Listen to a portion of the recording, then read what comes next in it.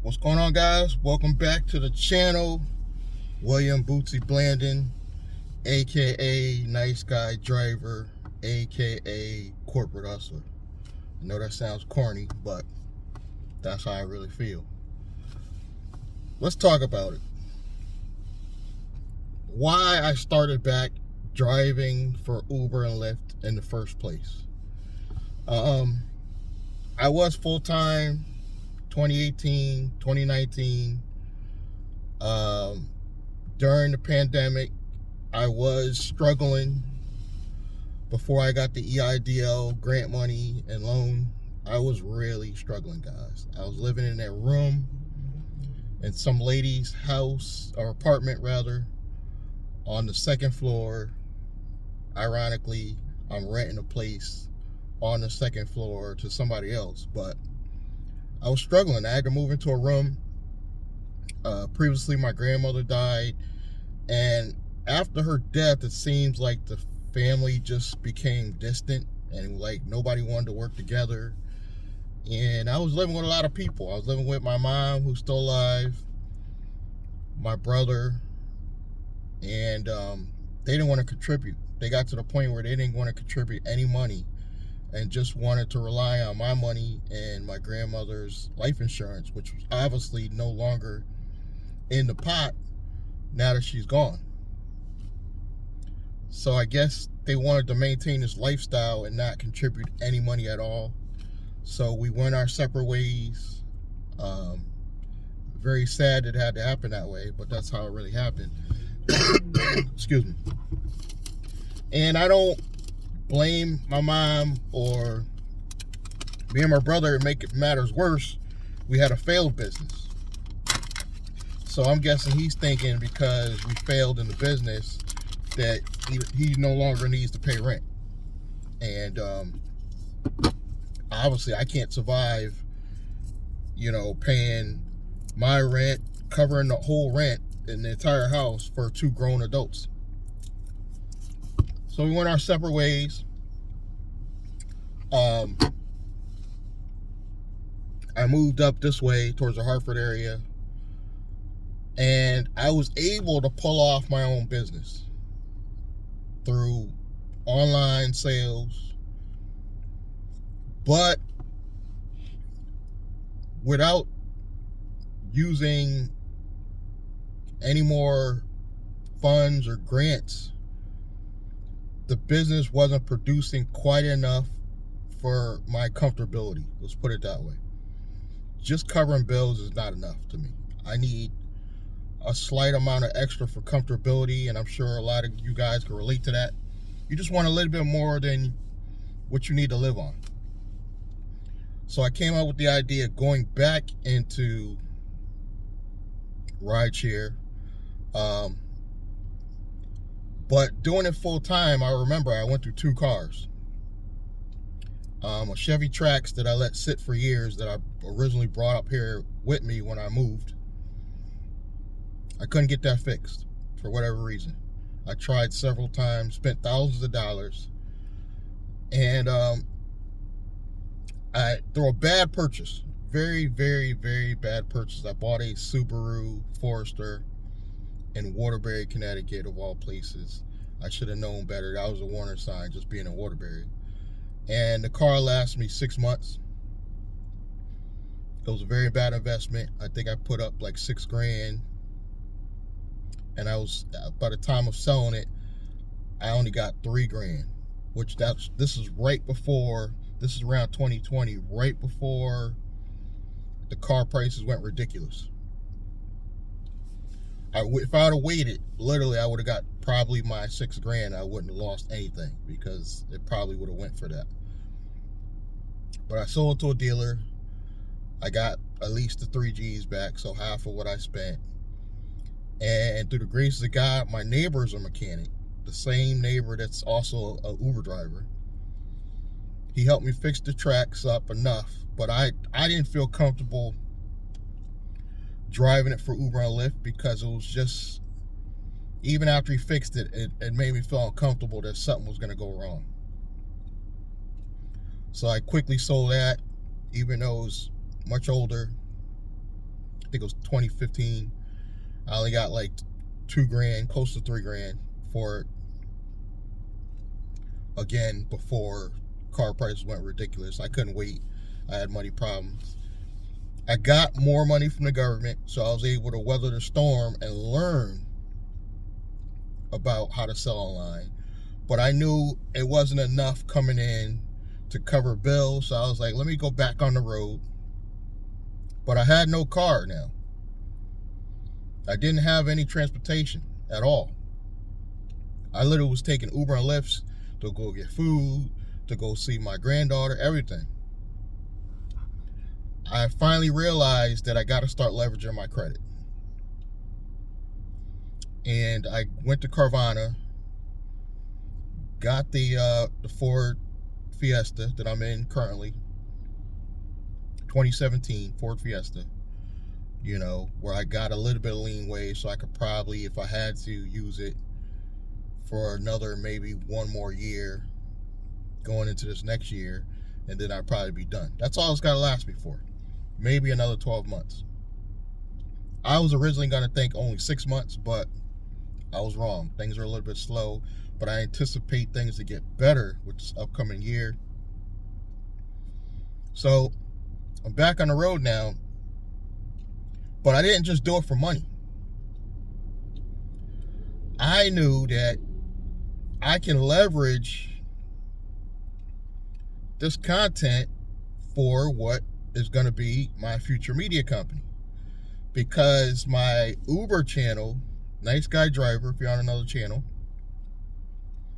is outperforming all my other channels, even my two slightly larger channels with 1,000 each. It literally has a few hundred subscribers, and it's outperforming all my other channels because people that are Uber drivers, I think the Uber driver community is more loyal. We like to cry and we like to complain, but we're a more loyal group of individuals. And we also buy and purchase goods and services through affiliate links. So I knew that obviously it's not like I'm just faking it, because I'm really out here driving, so I can give you real world experience. But I knew that this is a large community. I will never run out of content, guys. I will never run out of content as an Uber driver. My other channels are like finance channels. I sometimes run out of ideas for those channels. But I now realize I could take some of my Uber content and spread it out amongst those channels. Not all the time, just one video here and there. And it actually performs well on those other channels as well. So I have endless content just being an Uber driver, through the good, the bad. I would say the good is flexibility. I also came out here for flexibility. You got to remember too that when I got back on the platform in recently, you know, I got back on the platform 2022.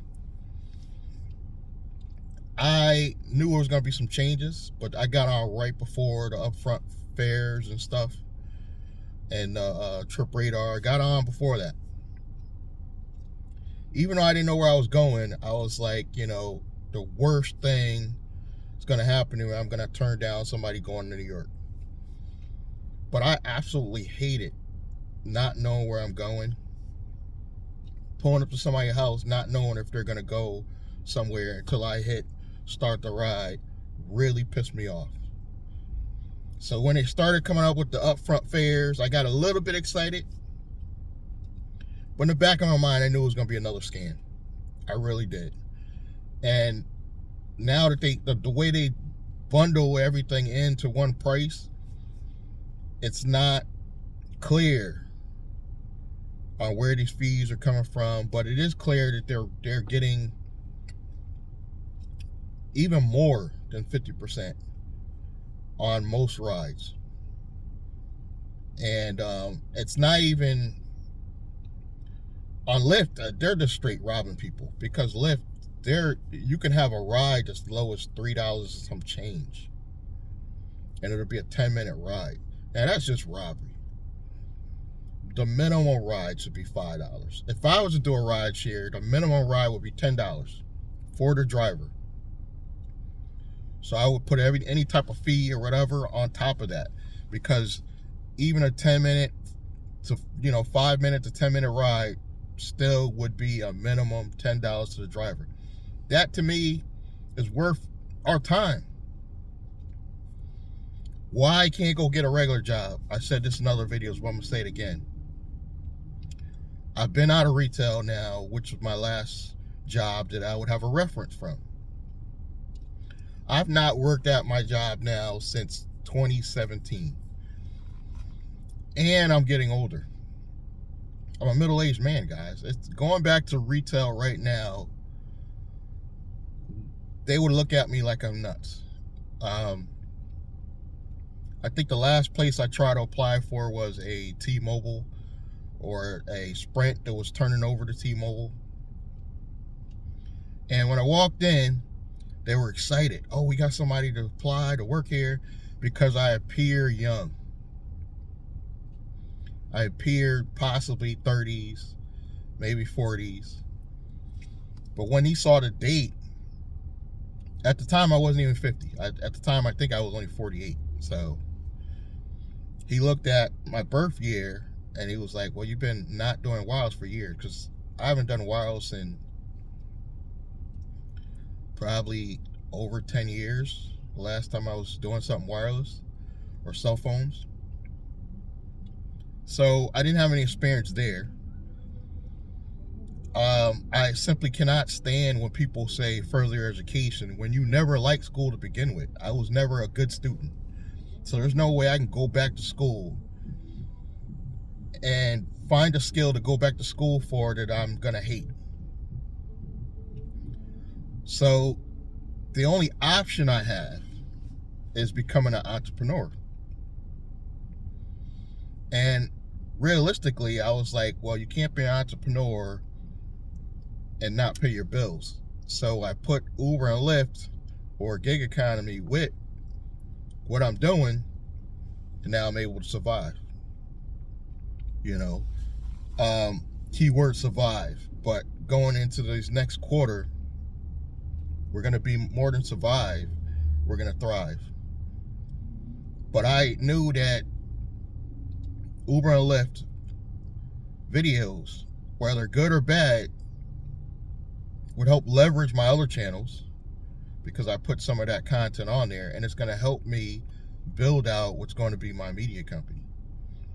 And like I said, my Nice Guy Driver channel is outperforming all my other channels. I think I'm only up to like 300 subscribers, but they're really homed in 300. Where the 1,000 I got on Chennai Business, 1,000, maybe 20 to 30 people engage with that channel. Where out of that 300, you might have at least 50 to 100 people engaged, actually commenting, because they support the gig economy community. Whether it's good or bad, we're known to support each other. And no, the strikes are not doing anything big, but it's putting the word out.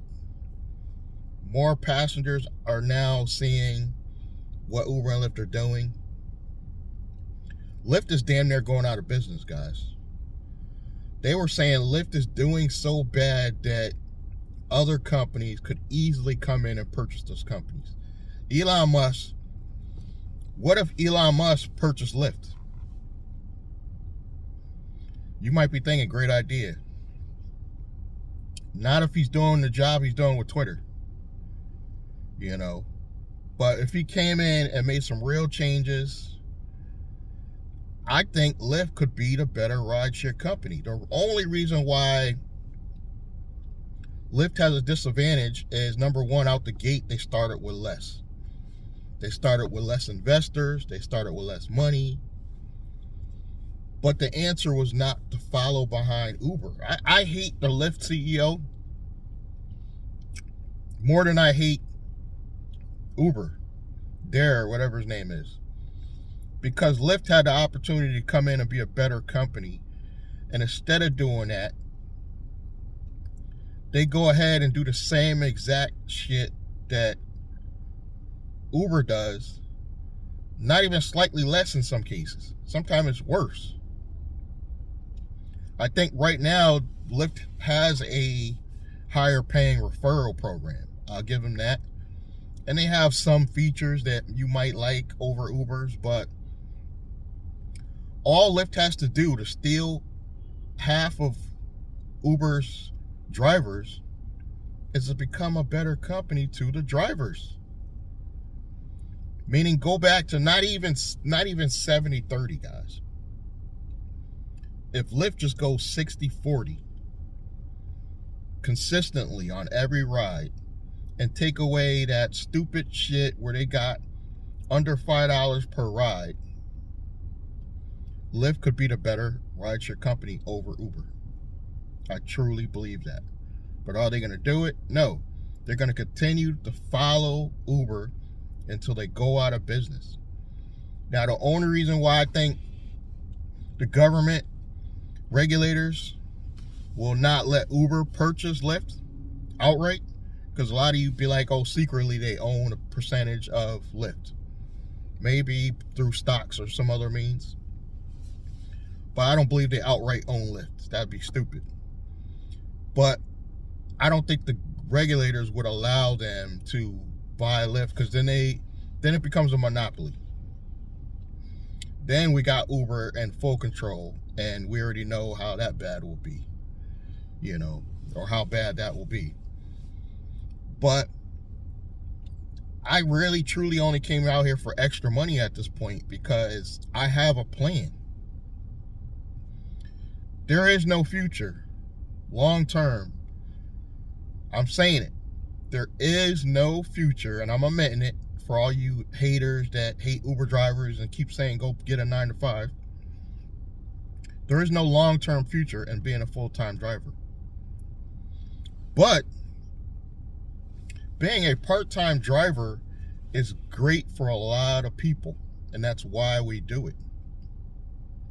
Uber even tells you it's a part-time hustle.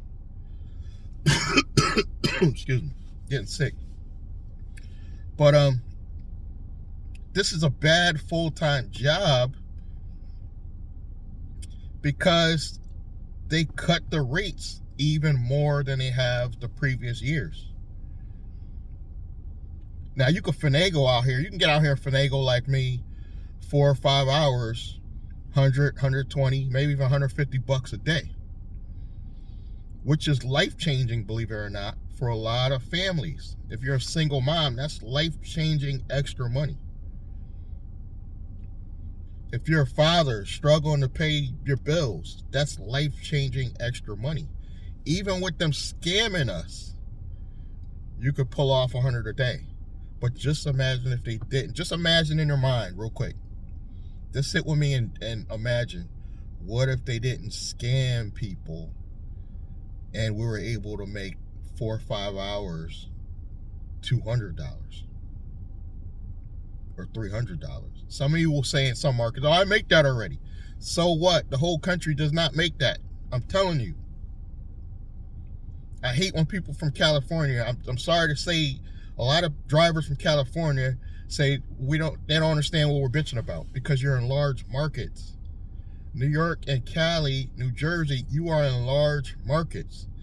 Stop acting like you know how it is for the rest of the country. That shit kind of pisses me off, because you act like you know what the rates are everywhere.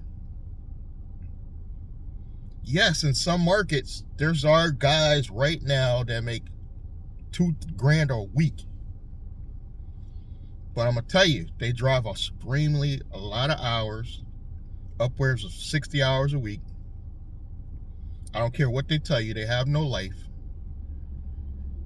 but they are able to pay down debt and pay their bills. If you want to live like that,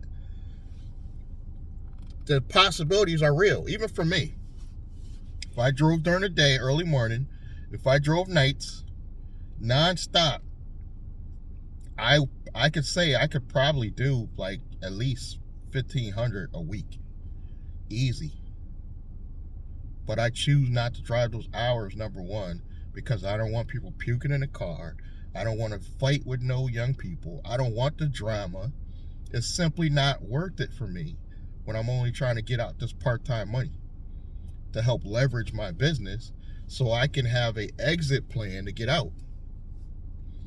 This is not a bad hustle. Even with all the complaints, and I'm going to keep complaining because it is ridiculous that they keep scamming us. But even that with them scamming us, we're able to pull off a few dollars to help us get by, and it's flexible. I'm going to tell you right now, I don't want to be an employee. I don't know what the government regulators are going to do, but the minute they take away the flexibility, by the time that even happens, I'll be on my way out. But if another rideshare company comes along and is better than Uber or Lyft, I probably would try that and even have more content. So I'm telling you all this to let you know that I'm not just here for the money. I'm here to make some content as well as show you guys there's a better way to have an exit plan, because this shit is not going to last forever. I mean, unless it gets to the point where literally we're making 20% and they're making 80. You know, and then what? Yeah, you could still come out here and then instead of $100 a day, you could make 60. Not sustainable, not realistic. And I wouldn't be surprised if Lyft goes out of business really soon. Either Lyft's going out of business or they're going to get bought out. But I don't think the government regulators are going to let Uber buy Lyft. You need diversity. As far as other rideshare companies, I understand there's some companies coming out I'm hearing about. You guys are hitting me in the comments. Somebody mentioned Crow. I never heard of it. Hit me in the comments if you heard of that new rideshare company called Crow. I heard about one that's out of the country, I think in England somewhere, where their drivers are actual employees. Why would I do that as an entrepreneur? I would much rather start my own company, hire my own drivers as a licensed limousine, and then have your drivers the ability they can go on the platform as well. So they can do Uber, Lyft, and private rides.